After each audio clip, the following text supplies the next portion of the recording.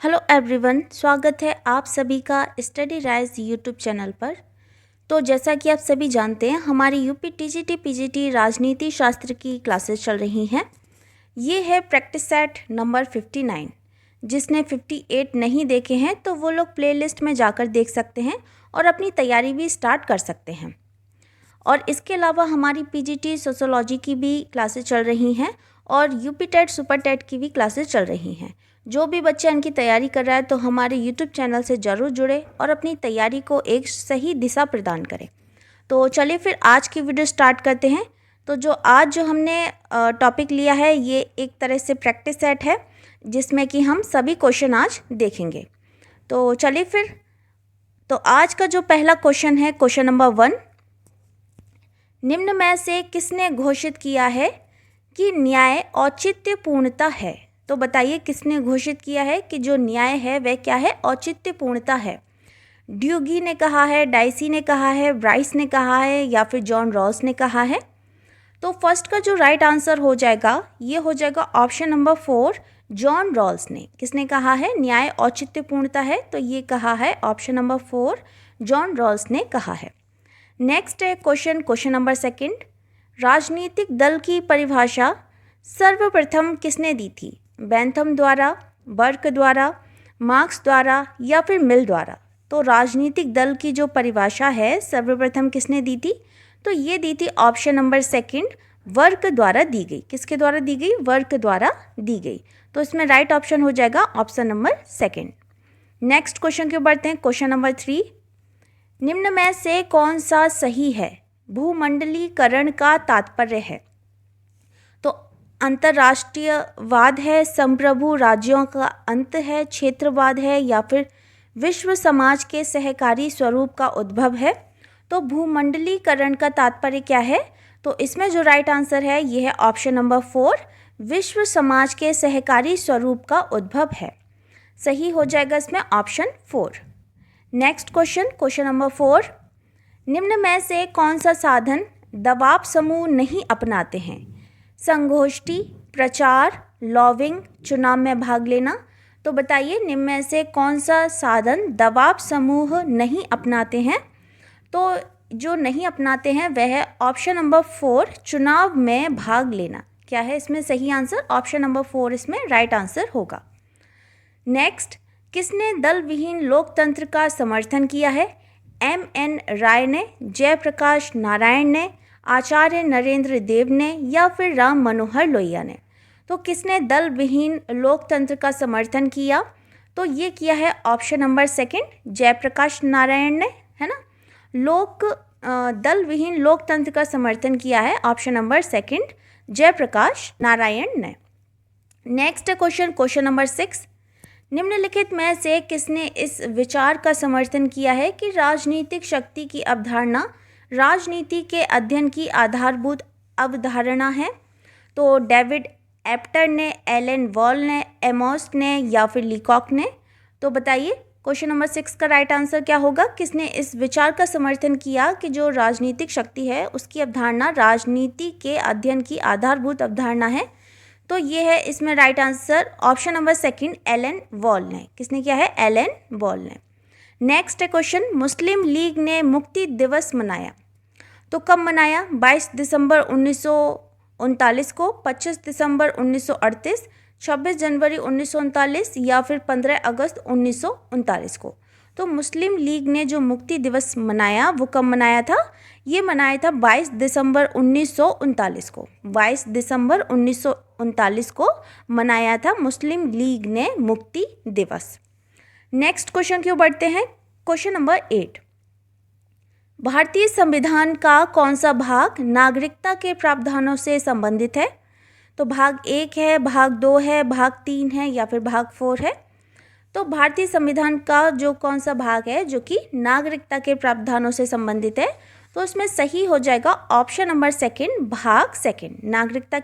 नागरिकता ये किस में दिया गया है? तो ये दिया गया है भाग 2 में दिया गया है। तो अगर हम इसमें भाग 1 की बात करते हैं तो ये है संघ एवं उसके राज्य क्षेत्र जो 1 से लेकर 4 तक है।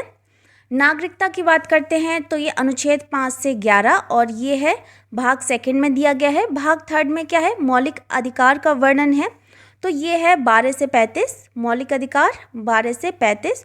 और 4 है, ये है भाग 4, तो इसमें क्या दिया है, नीति निर्देशक तत्व दिए हैं जो कि 36 से 51 तक हैं, अनुच्छेद 36 से 51 तक वर्णित हैं। तो इसका जो 8 का जो राइट आंसर है ये है option number second. Next question number 9, Bharat में कौन नागरिकता के अर्जन हेतु शर्तों को नियत करने के लिए सक्षम है? चुनाव आयोग, राष्ट्रपति, संसद या फिर संसद एवं राज्य विधायिका सम्मिलित रूप से। तो बताइए, भारत में कौन नागरिकता के अर्जन हेतु शर्तों को नियत करने के लिए सक्षम है? तो इसमें जो राइट आंसर है ये है ऑप्शन नंबर थर्ड, संसद। कौन है? ऑप्शन नंबर थर्ड इसमें सही आंसर हो जाएगा। नेक्स्ट क्वेश्चन नंबर 10, नीति निर्देशक तत्वों का मुख्य उद्देश्य है देश में राजनीतिक लोकतंत्र की स्थापना करना, देश में सामाजिक व आर्थिक लोकतंत्र की स्थापना करना, या देश में पुलिस राज्य स्थापित करना, या फिर जनता के नैतिक स्तर को उठाना। तो नीति निर्देशक तत्वों का मुख्य उद्देश्य क्या है? तो ये है देश में सामाजिक व आर्थिक लोकतंत्र की स्थापना करना। तो 10 का राइट आंसर क्या हो जाएगा? ऑप्शन नंबर सेकंड इसमें सही आंसर हो जाएगा। नेक्स्ट क्वेश्चन क्यों पढ़ते हैं? क्वेश्चन नंबर 11, राज्य के नीति निर्देशक तत्व दिशा निर्देशन करते हैं प्रेस को, नागरिकों को, राज्यों को या फिर अंतर्राष्ट्रीय संप्रदायों को। तो बताइए, राज्य के नीति निर्देशक तत्व दिशा निर्देशन करते हैं, तो इसका जो राइट आंसर है ये है ऑप्शन नंबर थर्ड, राज्यों को करेंगे, है ना। सही आंसर हो जाएगा इसमें ऑप्शन नंबर थर्ड। संवैधानिक प्रावधान के अनुसार वित्त आयोग अपना प्रतिवेदन प्रस्तुत करता है, तो किसको करता है? संसद को करेगा, राष्ट्रपति को करेगा, प्रधानमंत्री को या फिर वित्त मंत्री को? तो किसको करेगा? तो ये करेगा ऑप्शन नंबर सेकंड, राष्ट्रपति को। संवैधानिक प्रावधान के अनुसार जो वित्त आयोग है वह अपना प्रतिवेदन प्रस्तुत करता है, तो करता है राष्ट्रपति को करता है। नेक्स्ट है क्वेश्चन नंबर 13, निम्न में से कौन सा युग्म सही सुमेलित है? ठीक है, सही सुमेलित है। तो पहला दिया है अनुच्छेद 153, तो राज्यपाल की नियुक्ति, अनुच्छेद 154 राज्यपाल का कार्यकाल, अनुच्छेद 162 राज्य का महाधिवक्ता, या फिर अनुच्छेद 167 मुख्यमंत्री के दायित्व। तो इसमें बताइए कौन सा इसमें सही सुमेलित दिया गया है? तो देखो, इसमें जो सही है ये है ऑप्शन नंबर 4, ये दिया है 167, आर्टिकल नंबर 167 मुख्यमंत्री के दायित्व। ठीक है, राइट आंसर हो जाएगा इसमें ऑप्शन नंबर 4। नेक्स्ट है क्वेश्चन नंबर 14, धन विधेयक विधानसभा में किसकी अनुमति से प्रस्तुत किया जाता है? विधानसभा अध्यक्ष, वित्त मंत्री, राज्यपाल या फिर मुख्यमंत्री? तो धन विधेयक विधानसभा में किसकी अनुमति से प्रस्तुत किया जाता है? तो ये किया जाता है ऑप्शन नंबर थर्ड, राज्यपाल की अनुमति से प्रस्तुत किया जाता है। इसका राइट आंसर होगा option number 3। Next question number 15, निम्न में से किसकी नियुक्ति राज्य के राज्यपाल द्वारा नहीं की जाती है? मुख्यमंत्री, महाधिवक्ता, राज्य लोक सेवा आयोग का अध्यक्ष या फिर उच्च न्यायालय के न्यायाधीश? तो बताइए, निम्न में से किसकी नियुक्ति राज्य के राज्यपाल द्वारा नहीं की जाती है? तो इसमें जो राइट आंसर है ये क्या हो जाएगा? ऑप्शन नंबर 4, उच्च न्यायालय के न्यायाधीश। ठीक है, इसमें राइट आंसर होगा option number 4। Next question number 16, भारतीय संविधान की 12वीं अनुसूची में कितने विषय हैं? भारतीय संविधान की जो 12वीं सूची दी गई है तो उसमें कितने विषय हैं? 10 हैं, 12 हैं, 18 हैं या फिर 29 हैं? तो देखो, यह जो अनुसूची है ये 74वें संवैधानिक संशोधन द्वारा 1993 यानी कि 1993 के द्वारा जोड़ी गई।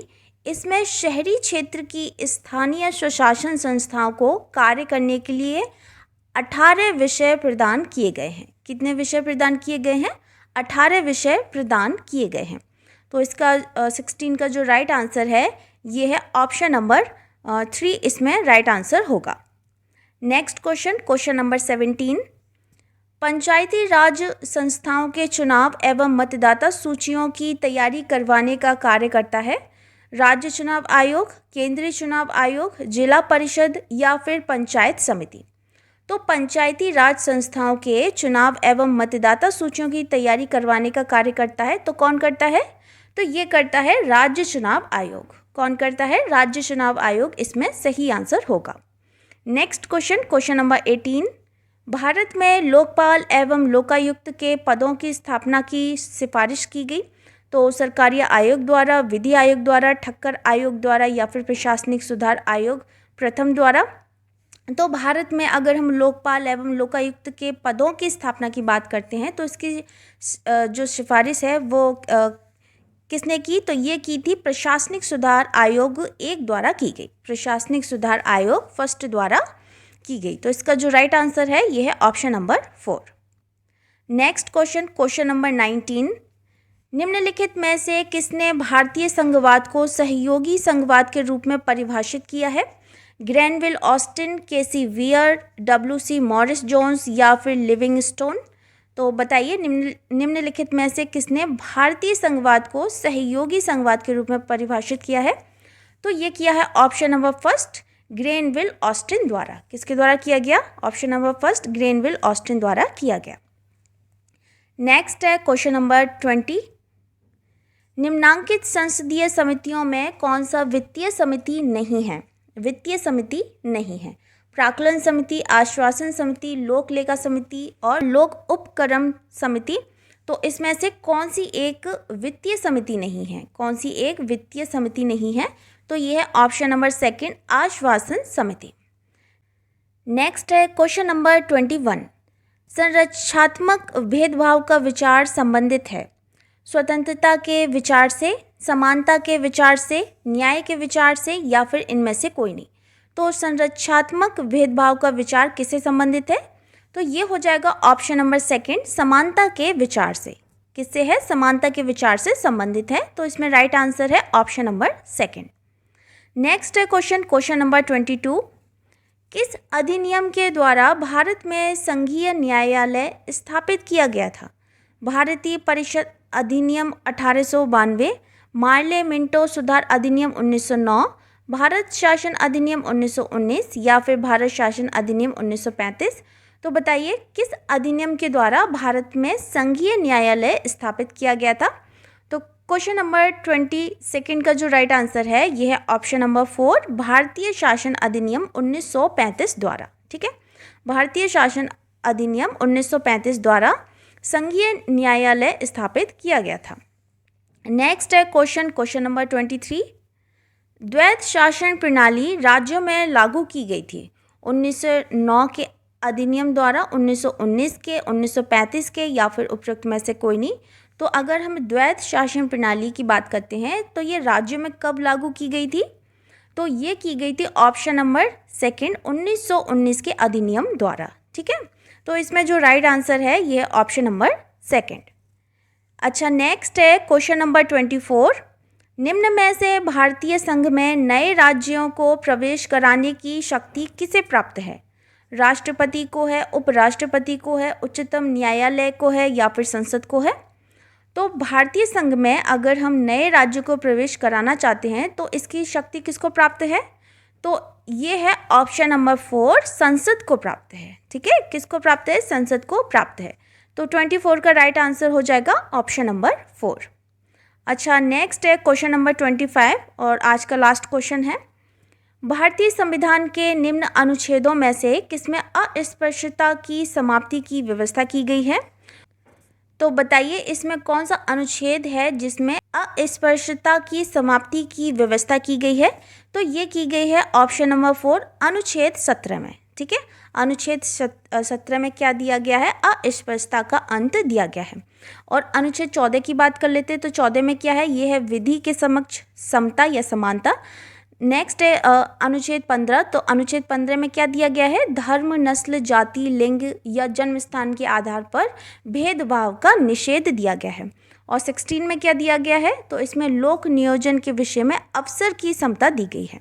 तो इसका जो 25 का राइट आंसर है यह है ऑप्शन नंबर 4, इसमें राइट आंसर हो जाएगा। तो फ्रेंड्स, ये थी आज की वीडियो अगर आपको पसंद आती है तो वीडियो को ज़्यादा से ज़्यादा लाइक करें, कमेंट करें और शेयर करें अपने दोस्तों के साथ। मिलते हैं फिर बहुत जल्द नेक्स्ट वीडियो में। तब तक के लिए थैंक यू सो मच।